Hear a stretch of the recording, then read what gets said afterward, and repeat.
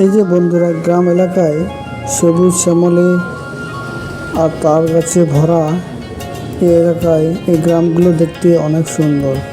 তার চারপাশে ধানের ক্ষেত, ইউক্যালিপটাস গাছ, তালের গাছ, আমের গাছ ইত্যাদি দিয়ে ভরপুর এই গ্রাম অঞ্চল। গ্রাম অঞ্চলে বাস করতে অনেক সুন্দর লাগে। গ্রাম অঞ্চলে বাস করলে পুকুরেও সুন্দর করে গোসল করা যায়। পুকুরে মাছ ধরতে অনেক সুন্দর লাগে। গ্রাম অঞ্চলে গ্রামের বাড়ি দেখতে অনেক সুন্দর। পুকুর ধারে ভেড়ার পাল, আবার তালের গাছ, বাঁশের ঝড় দেখে যেন চোখটা জুড়িয়ে যায়।